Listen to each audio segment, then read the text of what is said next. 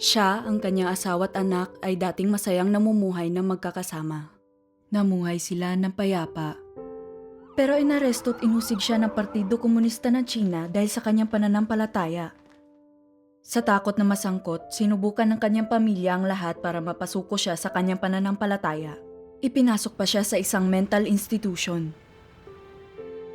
Anong pinagdaanan niya nang siya ipasok sa institusyon?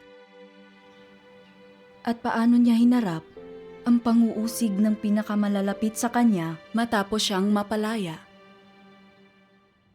Kailan ka nananampalataya sa makapangyarihang Diyos? January 2012 yon. Ibinahagi sa akin ng kapitbahay ko ang ebanghelyo ng makapangyarihang Diyos. At sa mga salita ng Diyos, napagtanto ko na nilikha ng Diyos ang sangkatauhan at lahat ng ating tinatamasa ay bigay niya, kaya dapat magkaroon tayo ng pananampalataya at sambahin ng Diyos. Ito'y para makamit ang pagsang-ayo at mga pagpapala ng Diyos. Matapos magbasa pa ng mga salita ng makapangyarihang Diyos, nakita ko na ang lahat ng ito'y katotohanan at ang makapangyarihang Diyos ang tagapagligtas na dumating sa mundo. Kaya tinanggap ko ang makapangyarihang Diyos. Tinutulan ba ng asawa at anak mo ang iyong pananalig noon? Hindi. Ginugol ko ang sarili ko sa pagpapatakbo ng negosyo. Dahilan para magkaroon ako ng pinsala sa lumbar muscle at naninigas na balikat. Sobrang sakit nito na di ako halos makapagsuklay ng buhok o makapagbihis. At di rin nakakatulong ang mga gamot. Himalang gumaling ako matapos kong maniwala sa Diyos. Kaya tuwang-tuwa ang asawa at anak ko at suportado nila ang pananampalataya ko. Pero makalipas ang 2 buwan, nakita ng asawa ko ang kasinungalingang ipinakalat ng Partido Komunista online tungkol sa iglesia at tinutulan ang pananampalataya ko. Sabi niya, ang gobyerno ay kontra sa Diyos mong ito.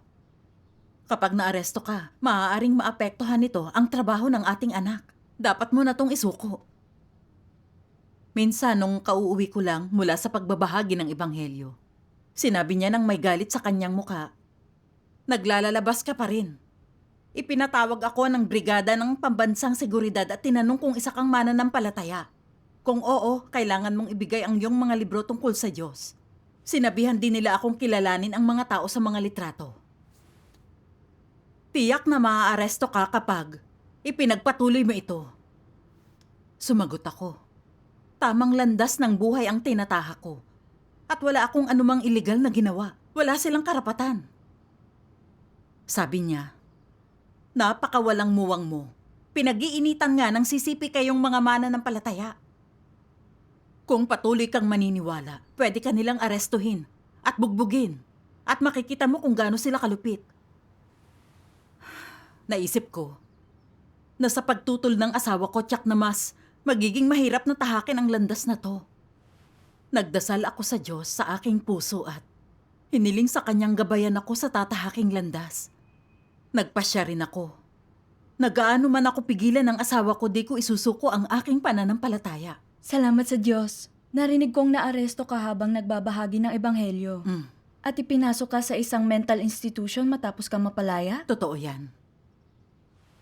December 2012 yon, halos 1 taon. Matapos akong maging mananampalataya. Inaresto ako't ikinulong dahil isinumbong ako dahil sa pagpapangaral ng ebanghelyo. Nung pinakawalan nila ako, binalaan ako ng isang pulis. Paglabas mo, isuko mo na to. Dahil kung hindi, tiyak na makukulong ka.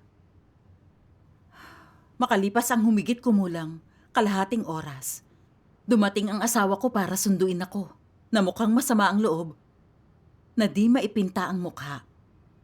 Bumaba siya ng sasakyan at pumasok sa opisina ng mga pulis. Di ko alam kung anong pinag-uusapan nila at pagkatapos ay iniuwi na niya ako. Nang makarating kami sa bahay, nakita ko ang aking mga kapatid at bayaw na lahat ay naghihintay sa akin sa labas. Napagtanto kong kaya sila naroon ay para pigilan ako sa aking pananampalataya. Isang panlalawigang leader, ang kapatid kong lalaki. Sinabihan niya ako dati na dapat kong isuko to dahil nakita niya ang lahat ng kasinungalingan ng Partido Komunista online na kinokondena at nilalapastangan ng iglesia. Sinabi niya ring, Ang pananampalataya ko'y maaaring makaapekto sa anak ko at sa kanya na pwedeng mawala ang kanyang posisyon bilang opisyal. Alam kong naroon siya para pilitin akong isuko ang aking pananampalataya. Mabilisan akong nagdasal. Hinihiling sa Diyos na gabayan ako't protektahan sa mga panggugulong to. Pagkababa ko ng sasakyan, lumapit sa akin ang kapatid kong lalaki at sinabing, dapat mong isuko na ang mga bagay tungkol sa Diyos. Manatili ka na lang sa bahay at asikasuhin ang mga bagay rito. Huwag ka nang magmatigas. May magandang trabaho ang anak mo. At malalagay yon sa alanganin kapag ipinagpatuloy mo ito habang buhay kanyang kamumuhian. Tapos sinigawan ako ng bayaw ko, kuyom ang mga ngipin at kumukumpas-kumpas. Pananampalataya sa Diyos? Nasaan ang Diyos? Di ako naniniwala sa kanya pero mayroon akong magandang buhay. Tapos galit na sinabi ng asawa ko, di madali para sa anak nating makakuha ng trabaho na mamukod-tangi. Paano kung mawalan siya ng trabaho dahil sa pananampalataya mo?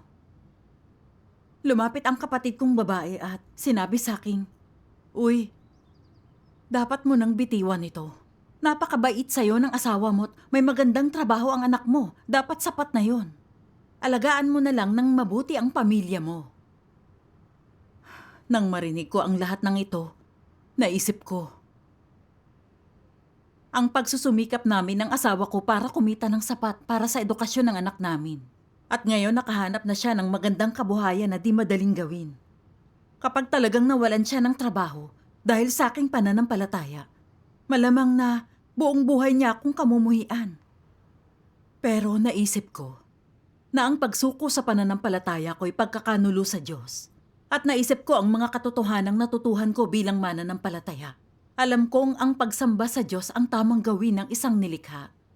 Ang tamang landas na dapat tahakin. At pinagaling din ng Diyos ang mga dinaramdam ko. Di ako pwedeng mawala ng konsensya. Tahimik akong nagdasal sa Diyos sa aking puso. Diyos ko, sinusubukan akong pwersahin ng pamilya kong isuko ang pananampalataya ko. Bigyan mo po ako ng pananalig at lakas. Tapos naalala ko ang mga salitang to mula sa Diyos. Sa bawat hakbang ng gawaing ginagawa ng Diyos sa gitna ng mga tao, sa panlabas ay mukha itong pag-uugnayan sa pagitan ng mga tao, na para bang mula sa pagsasaayos ng tao o mula sa panghihimasok ng tao. Sa likod ng mga eksena ang bawat hakbang ng gawain at lahat ng nangyayari ay pustahan na ginawa ni Satanas sa harap ng Diyos. Hinihingi sa mga tao na tumayong patotoo para sa Diyos. Nang sinubukan si Job, nakipagpustahan si Satanas sa Diyos sa likod ng mga eksena. Ang nangyari kay Job ay mga gawa't panghihimasok ng mga tao. Sa likod ng bawat hakbang ng gawaing ginagawa ng Diyos sa inyo ay ang pakikipagpustahan ni Satanas sa Diyos. Sa likod ng lahat ng ito'y isang labanan. Nakita kong ang nasa likod ng pagkakampihan ng pamilya ko laban sa akin ay si Satanas na inaatake ako. Nalinlang ng mga kasinungalingan ng partido ang pamilya ko at ginagamit ang trabaho ng anak ko para takutin ako, para ipagkanulo ko ang Diyos. Di ako maaaring malinlang nito. Sa halip ay tumayong saksi para sa Diyos. Tapos napagtanto ko rin na kung anumang trabahong mayroon ang anak ko'y nakasalalay sa pagsasaayos ng Diyos, walang makakapagbago nun. Gaya ng sinasabi ng Diyos, ang kapalaran ng tao'y nasa kontrol ng mga kamay ng Diyos. Ika'y walang kakayahang kontrolin ang iyong sarili. Bagaman palaging nagmamadali ang tao para sa kanyang sarili, di pa rin niya kayang kontrolin ang kanyang sarili. Kung kaya mong malaman ang iyong pagkakataon, kung makokontrol mo ang iyong kapalaran, mananatili ka pa rin bang isang nilikha?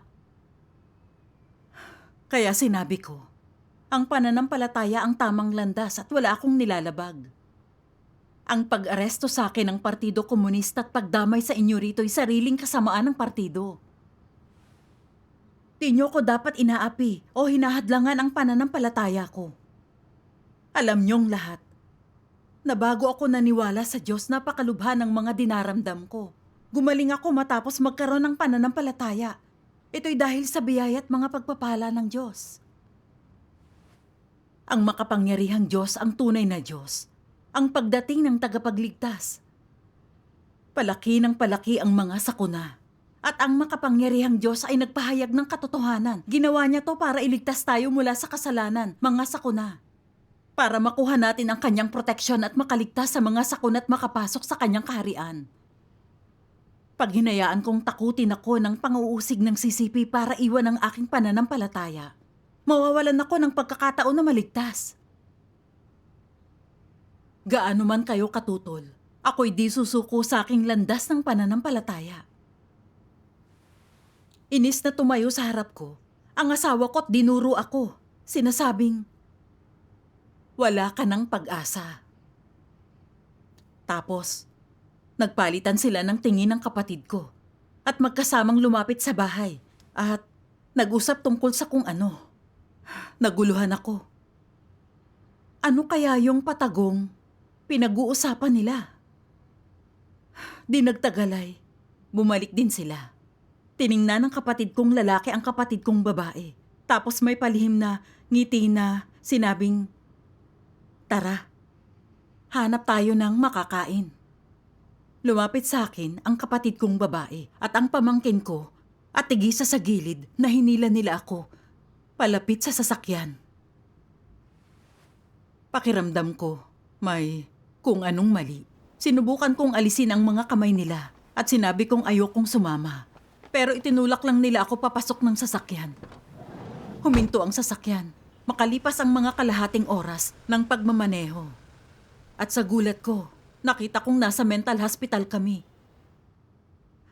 Ang asawa ko, kapatid na lalaki at bayaw ay bumaba ng sasakyan. Di ako makapaniwala. Talaga bang dadalhin nila ako sa ospital ng mga baliw? Kailangan kong makababa at tumakbo palayo. Pero nakakulong ako gamit ang safety lock. Nakita kong pumasok silang lahat sa opisina ng ospital at biglang naging malinaw ang lahat.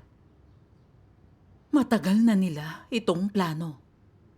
Nilinlang nila ako. Lalabas daw kami para kumain.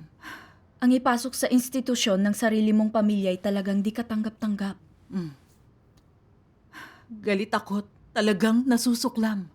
Di ako makapaniwalang dinala nila ako ron. Wala silang puso. Mga mahal sa buhay ko, no.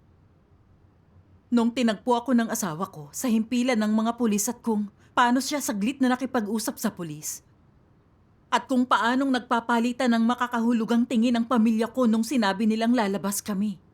Napagtanto kong malamang na isa tong plano na binuo ng Partido Komunista. Sinusubukan nila ang lahat para ipagkanulo ko ang Diyos. Hindi ko mailarawan kung gaano kasama ang loob ko at nangingilid ang mga luha ko. Nanggagalaiti kong sinabi sa kanila. Dinala niyo ko rito para pahirapan ako dahil lang naniniwala ako sa Diyos. Kayo ang mga baliw. Mali ang ginagawa niyo, walang katwiran. Kakarmahin din kayo. Nang sandaling yon, 2 orderly ang lumabas ng ospital. Dala ang mga pampigil sa akin. Nakatayo lang doon ang asawa, kapatid at bayaw ko. Nakatingin sa akin at tikom ang bibig. Namimighati ako't puno ng kawalan ng pag-asa. Ni sa hinagap ay di ko naisip na para lang protektahan ang kanilang interes para iwasang masangkot, ang pamilya ko ay makikinig sa mga kasinungalingan ng CCP at ilalagay ako sa ospital ng mga baliw kung saan pahihirapan ako. Ni walang pakialam kung mabuhay man ako o mamatay. Di sila anumang uri ng mahal sa buhay. Sila'y mga demonyo. Nang maisip ko yun, hindi ko na napigilan ang mga luha ko. Ni hindi ko sila matingnan. Napopoot kong sinabi sa mga orderly, walang mali sa akin. Nilinlang nila ako. Pinipilit nila akong magpagamot dito dahil lang naniniwala ako sa Diyos. Ni di nyo man lang tiningnan to. Bakit nyo ako pinipigilan? Pero ganap nila akong di pinansin. Ipinasok ako bilang pasyenteng lubhang nasiraan ng bait at ikinulong sa Ward 1. kung saan lahat ng pasilyo, pinto at bintana ay may bakal na rehas. Nasa 40 o 50 talampakang parisukat ang kwarto ko. At walang kalaman-laman ito. May isang higaan na pang-isahan lang. Na may maruming kumot doon. Na may mga bakas pa ng dating ihi. May mapanghiring amoy. Walang banyo sa kwarto. Isang unisex lang na palikuran sa pasilyo na palaging nakakandado. Kailangan kong maghanap ng orderly sa tuwing magbabanyo. At kapag sila'y abala, di nila bubuksan ang pinto. Kailangan ko lang pigilin to. Palaging puno ng taghoy ng mga baliw na pasyente ang ospital. Minsan sila'y kakanta o iiyak o magsisimulang sumigaw. Palabasin niyo ako! Palabasin niyo ako! Walang tigil din nilang hahampasin ang mga rehas. Para bang puno ng tumataghoy na multo at lobo ang buong lugar. Nanginginig ako sa takot dahil dito. Pakiramdam ko'y di ito lugar para sa mga tao. Inaresto ako ng Partido Komunista dahil lang sa aking pananampalataya.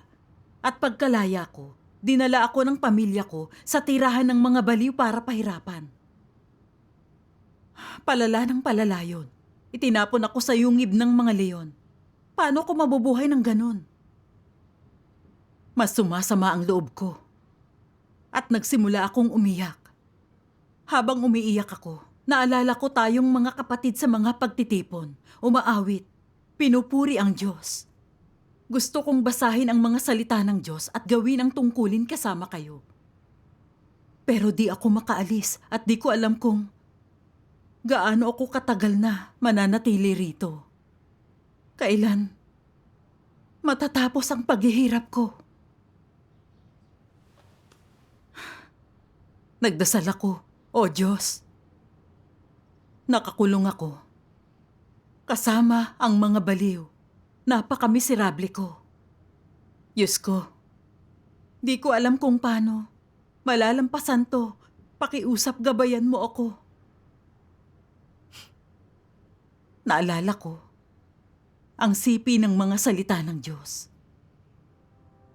Marahil ay naaalala ninyong lahat ang mga salitang ito, sapagkat ang aming magaang kapighatian na sa isang sandali lamang ay siyang gumagawa sa amin ng lalo't lalong bigat ng kaluwalhati ang walang hanggan.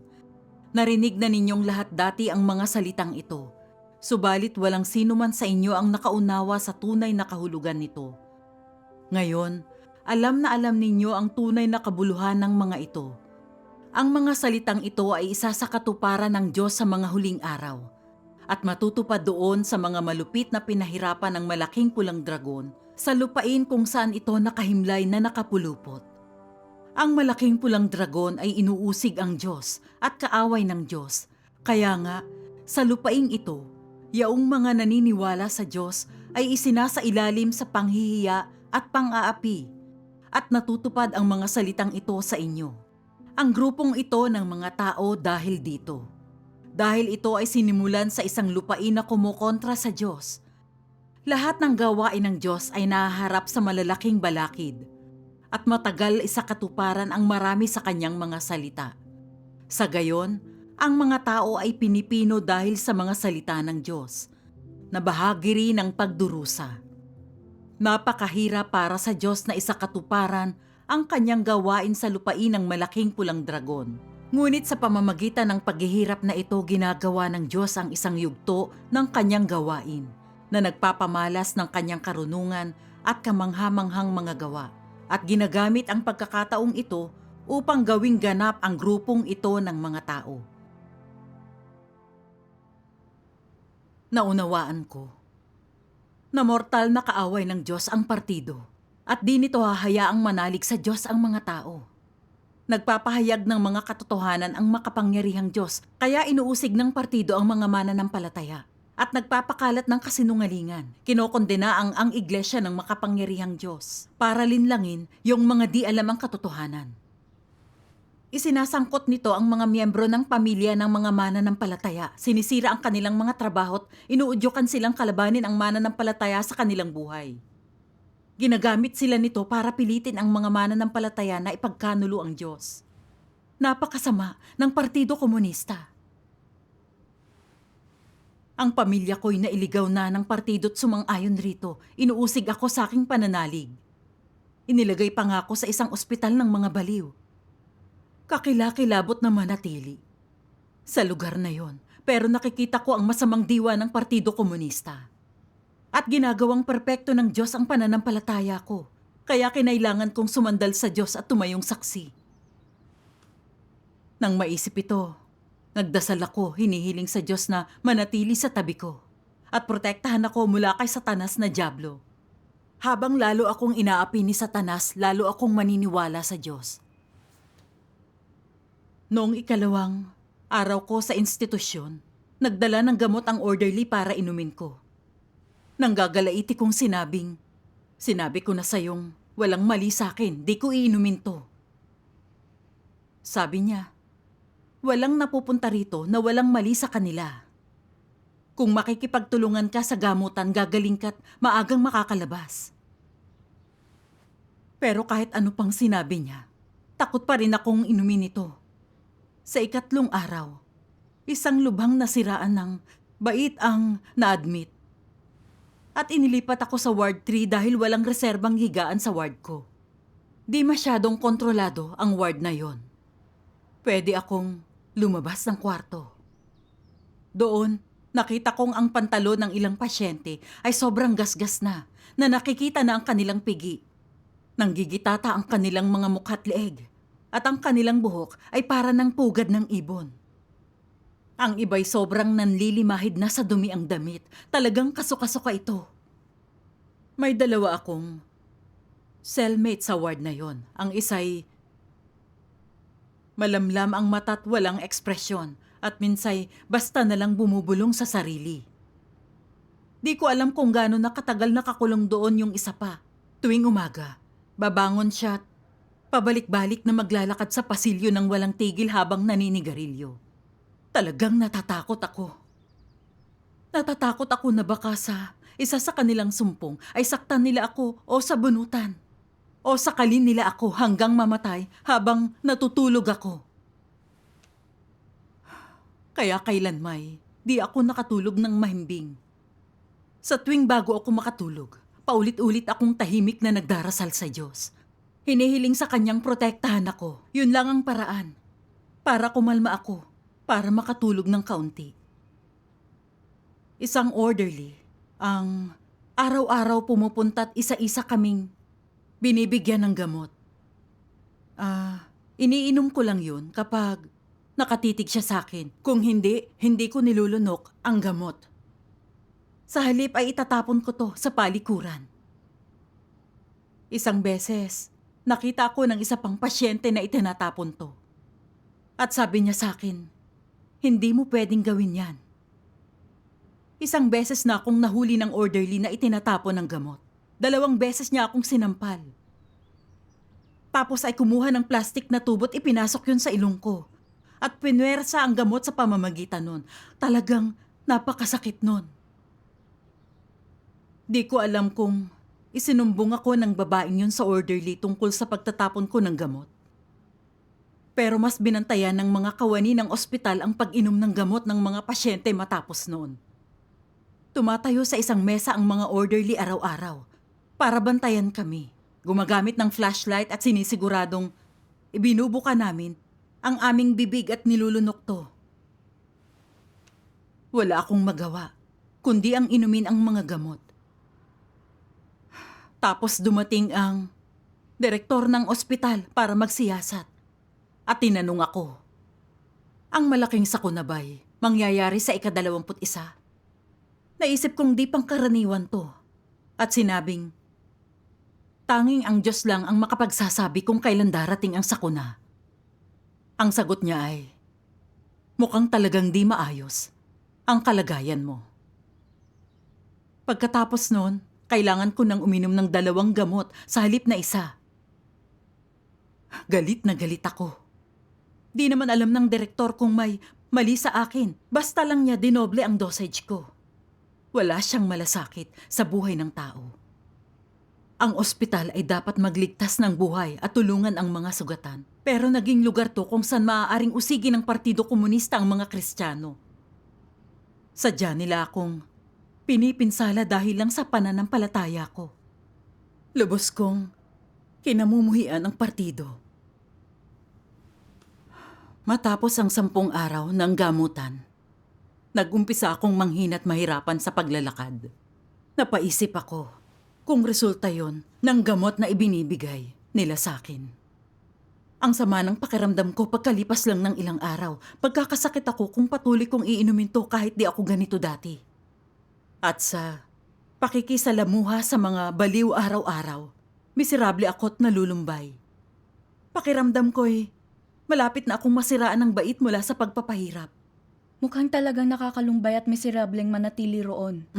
Pero tiyak na nakita mo pa rin ang patnubay ng Diyos sa mga kalagayang yon. Oo. Palagi akong nagdarasal sa Diyos. At nalagpasan ko yun dahil sa patnubay ng mga salita ng Diyos. Naalala ko, minsan matapos kong magdasal, naisip ko ang Panginoong Hesus na pinalabas si Lazaro mula sa kanyang libingan. 4 na araw na siyang patay at masangsang na ang amoy. Pero binuhay siyang muli ng Diyos gamit ang ilang salita. Makapangyarihan ng Diyos. Pinamumunuan niya ang kapalaran ng tao. Kaya alam kong nasa mga kamay rin ng Diyos ang buhay ko. Naisip ko ang sinabi ng Diyos. Sa lahat ng nagaganap sa San Sinukob, walang di ako ang may huling kapasyahan. Mayroon bang wala sa aking mga kamay? Kung mabaliw man ako dahil sa mga gamot na yon, o kung kailan ako makakalabas, ay nasa mga kamay ng Diyos. Kailangan kong malagpasan to gamit ang pananampalataya ko't pagsandal sa Diyos. Pinalakas ng kaisipang to ang pananampalataya ko't di na ako masyadong natakot. Isang gabi, makalipas ang 2 linggo, napag-isip-isip kong pwede kong tawagan ang pamilya ko at tingnan kung makakalabas ako. Kinabukasan, nagmaneho papunta sa ospital ang asawa ko. At sinabi ko sa kanya na alisin ako ron. Sinabi ko sa kanya na di yun isang lugar na akma sa mga tao at ang pananatili ron ng matagal ay makakasira ng bait. Tinawagan niya ang kapatid ko para pag-usapan ito. At naririnig ko ang sinasabi ng kapatid ko sa telepono. Papirmahin mo muna siya ng garantiya na isusuko niya na ang pananalig niya. Mamatay na lang siya riyan kung pananatilihin niya ang kanyang pananalig. Di ko kailanman naisip na magsasabi ng ganoon ng kapatid ko, ang dugot laman kong kapatid. Talagang nakakakilabot. Hindi siya pamilya. Isa siyang dyablo na may mukha ng tao. Galit kong sinabi sa asawa ko. Kung gusto mo kong apihin, wala nang saysay mabuhay. Kung di mo ko aalisin dito, iuumpog kong sarili ko. Mabagsik siyang sumagot sa akin. Huwag mo nang isipin na makakalabas ka pa kung mananalig ka pa rin. Nang makitang wala siyang intensyon na ilabas ako ron, naisip ko na kung iiwan niya lang ako ron, hindi na ako kailanman makakalabas. Paano ko mananampalataya? Kaya tuso kong sinabi sa kanya, hindi na ako naniniwala. Tapos ay pumayag siyang iuwi ako. Salamat sa Diyos. Nakadalo ka ba sa mga pagtitipon at nakapagbasa ng mga salita ng Diyos? Palagi akong sinusundan ng asawa ko kahit saan. Di niya ako pinapayagang dumalo sa pagtitipon o magbasa ng salita ng Diyos. Minsan habang umiidlip ako sa hapon, pupuntahan niya pa ako para tingnan kung nagbabasa ako ng mga salita ng Diyos. Pero lihim pa rin akong nakakapagbasa gamit ang MP5 player ko. Tapos isang umaga, nahuli niya ako noong charge ko to. Kinuha niya ito at galit na sinigawan ako. Paano mo nagagawang maniwala pa rin kapag nahuli ka at nakulong? At nawala ng trabaho ang anak natin dahil sa'yo. Paano mo siya mahaharap? Bawal ka nang sumunod sa Diyos. Habang sinasabi niya to, malakas niya akong itinulak. At may kalabog na tumama ang ulo ko sa gilid ng kama. Hindi ko maunawaan kung bakit ganun siya kalupit. Naniniwala lang ako sa Diyos, wala akong ginawang mali. Pero tinatrato niya ako ng sobrang sama. Hindi lang niya ako ipinasok sa institusyon, kundi pinagbubuhatan ng kamay at di pinapayagang basahin ang mga salita ng Diyos. Pasama ng pasama ang pakiramdam ko kaya nagdasal ako sa Diyos. O Diyos, ang sama ng pagtrato sa akin ng asawa ko, nanghihina ako. Di ko alam kung paano mananatili sa landas na to. Pakiusap, gabayan mo ko. May naisip akong mga salita ng Diyos. Sa ngayon, karamihan sa mga tao'y walang gayong kaalaman, naniniwala sila na ang pagdurusa'y walang halaga. Pinalaya sila ng mundo. Puro problema ang buhay tahanan nila. Di nila napapalugod ang Diyos. Mapanglaw ang hinaharap. Ang ilang tao'y nagdurusa ng sukdulan na naiisip ang kamatayan. Di ito tunay na pagmamahal sa Diyos. Ang gayong mga tao'y mga duwag, walang pagtsatsaga. Sila'y mahihina't walang lakas. Nasasabik ang Diyos na mahalin siya ng tao. Ngunit paglalo siyang minamahal ng tao, lalong tumitindi ang pagdurusa ng tao. Lalong tumitindi ang mga pagsubok ng tao. Kaya, sa mga huling araw na ito, dapat kayong magpatotoo para sa Diyos. Gaano man magdusa, dapat kayong magpatuloy hanggang sa huli. At maging sa inyong huling hininga, maging tapat at magpasakop sa pagsasaayos ng Diyos. Ito lamang ang tunay na pagmamahal sa Diyos at ito lamang ang malakas at matunog na patotoo. Sa pagninilay sa mga salita ng Diyos, naging malinaw sa akin na kahit na nagdurusa ako mula sa paghihirap na yon, ginagamit ng Diyos ang sitwasyong yon para maperpekto ang pananampalataya ko, para magpatotoo ako para sa Diyos sa harap ni Satanas. Ito'y pagmamahal ng Diyos. Pero kung walang pagkaunawa sa kalooban ng Diyos, nanghihina ako dahil sa pagdurusa. Nakita ko kung gaano ako kaduwag. Tapos naisip ko ang asawa ko na pinapasuko sa akin ng Diyos. Walang pakialam kung mabuhay o mamatay ako't dinala sa institusyon ng mga baliw. At ngayon, sinaktan pa niya ako. Talagang nakita ko na isa siyang nasusuklam sa Diyos at laban sa Diyos na demonyo. Naalala ko ang sinabi ng Diyos. Di magkatugma ang nananalig at ang hindi, bagkus salungat sila sa isa't isa.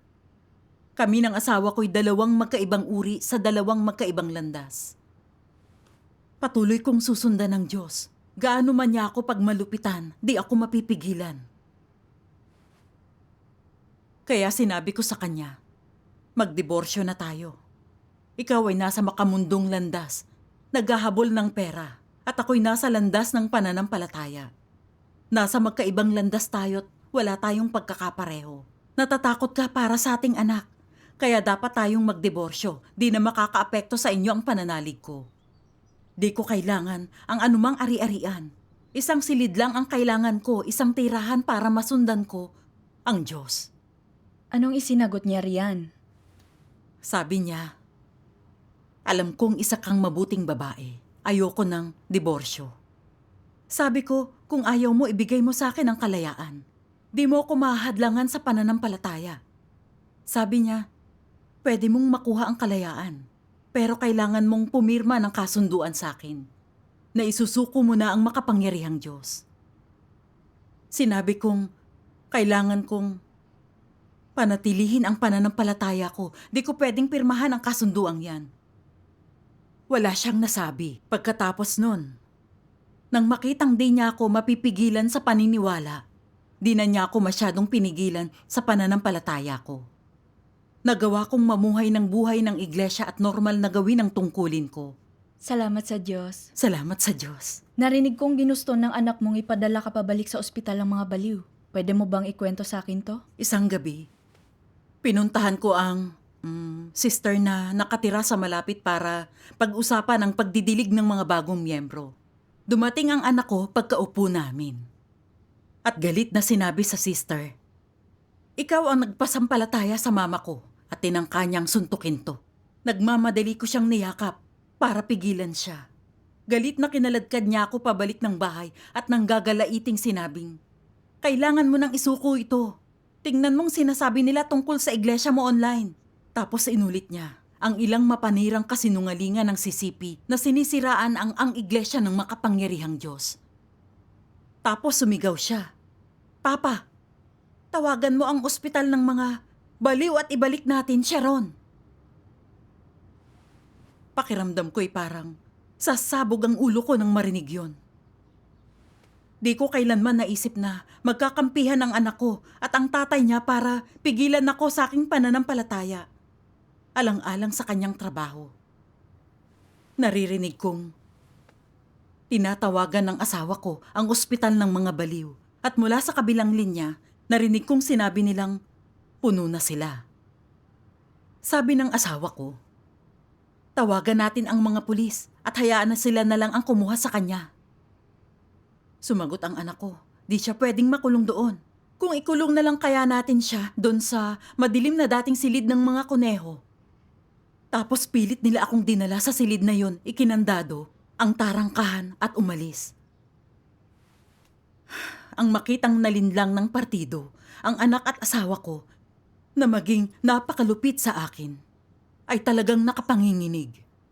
At lalo kong kinasusuklaman ang Partido Komunista. Naisip ko ang mga salita ng Diyos.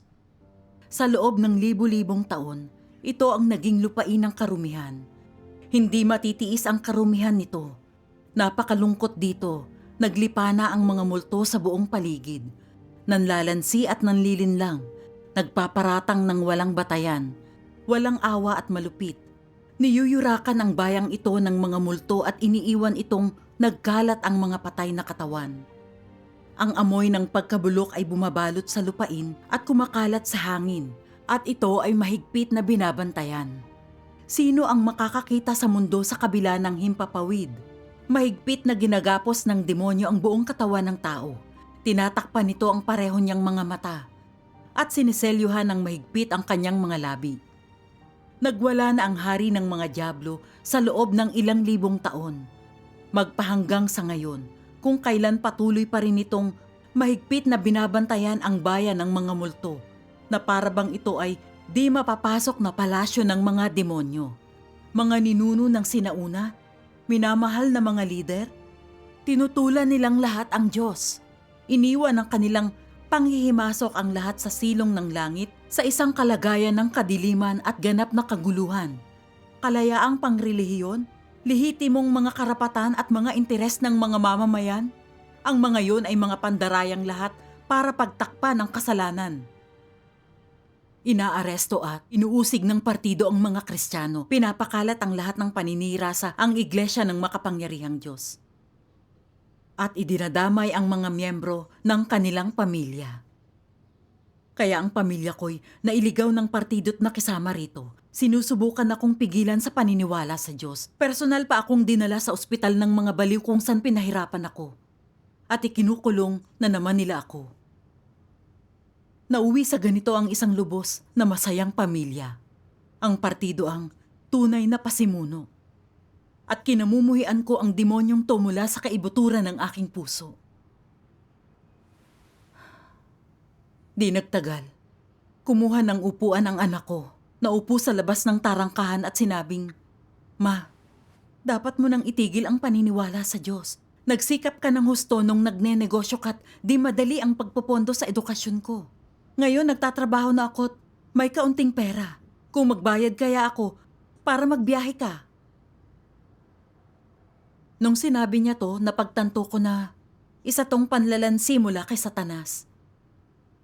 Kaya sinabi ko sa kanya, bago ako maging mananampalataya, gusto ko lang kumita ng pera. Mahirap na paraan to para mabuhay. Ngayong nahanap ko ang Diyos at naunawaan ang ilang katotohanan, mas malaya't masaya ang buhay ko.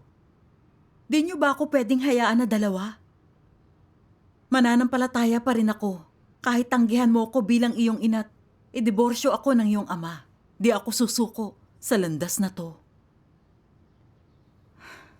Di siya sumagot. Sa halip ay umalis na lang. Talagang nagpapasalamat ako sa Diyos sa pagpapalakas ng pananampalataya ko at talagang payapa ang pakiramdam ko. Sinimulan kong awitin ang himnong to.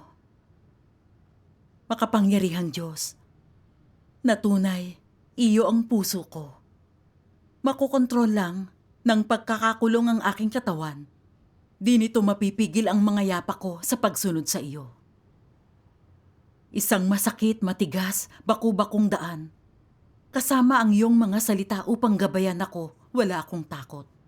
Kasama ang iyong pag-ibig, busog ang puso ko. Nararamdaman kong nasa tabi ko ang Diyos. Kahit na nakaupo ako sa maliit at madilim na silid na yon, hindi miserable ang pakiramdam ko. Kinabukasan di inaasahang. Binuksan ng anak ko ang tarangkahan at pinalabas ako. At sinabing, Mama, di ka na namin pakikialaman. Pwede mo nang gawin kung anong gusto mo. Nung sinabi niya yon, alam kong napahiyat na talo na si Satanas. At nagpasalamat ako sa Diyos. Salamat sa Diyos. Salamat sa Diyos.